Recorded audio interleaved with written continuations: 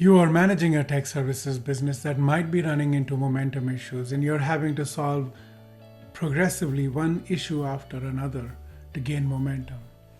My name is Gaurav Rastogi, and I'm going to talk to you about building a tech services business growth flywheel. Let's begin at the top. We're going to begin right at the account mix. Your revenues, suppose you want to grow 3x over the next few years. Your revenues are likely distributed across your accounts in a Pareto distribution.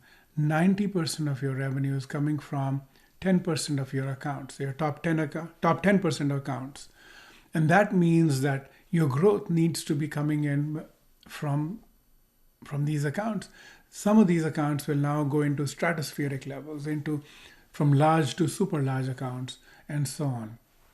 First thing is to imagine this account mix and then take this account distribution as an input into your problem solving matrix.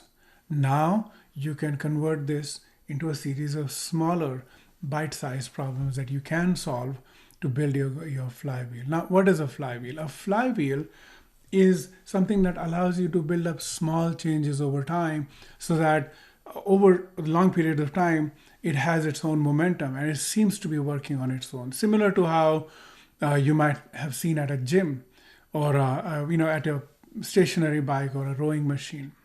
So to build this flywheel, the second question you need to ask yourself is, where is the leadership? If you're going from 30 to 90 large accounts or medium plus accounts, where are those sales leaders that can comfortably manage this growth and deliver it?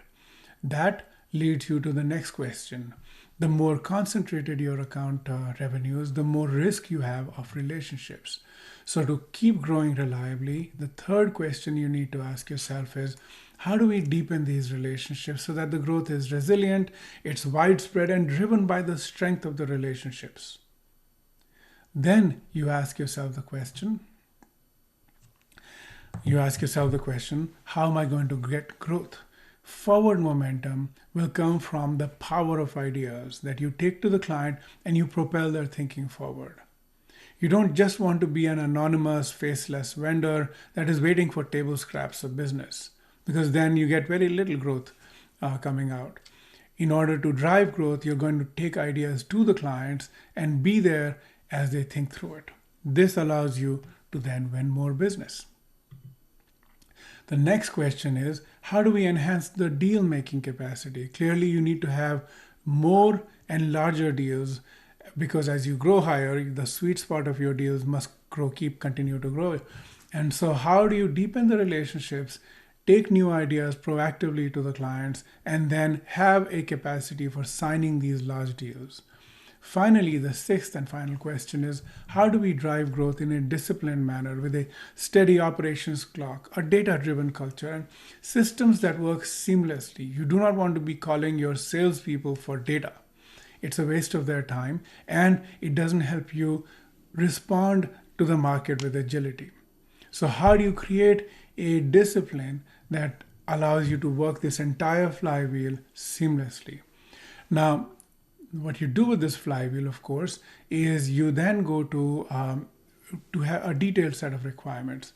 If I need 90 large accounts, I need 100 leaders, I need these many relationships and these many ideas, dollars worth of ideas, and so on. This allows you now to ask your team to convert these into tangible projects that they need to work on to deliver these outcomes. Those you might think of as these yellow sticky notes. The team will then give you a detailed set of things. For example, we're working on large accounts. We have a way to work on medium accounts or new accounts and so on. This allows you to now be very careful about the outcomes that you're getting that your team can convert into a series of sprints.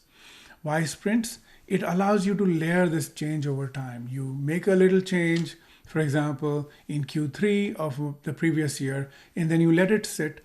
And then a couple of quarters later, you come and make a little more change and so on.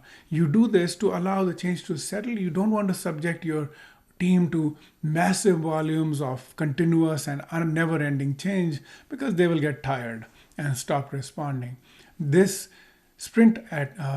process allows you to continue moving and letting the change to settle.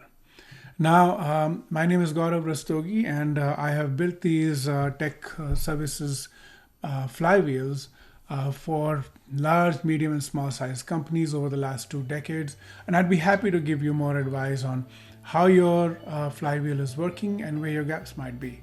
You can reach me at gaurav@doloopdigital.com. I do look forward to hearing from you.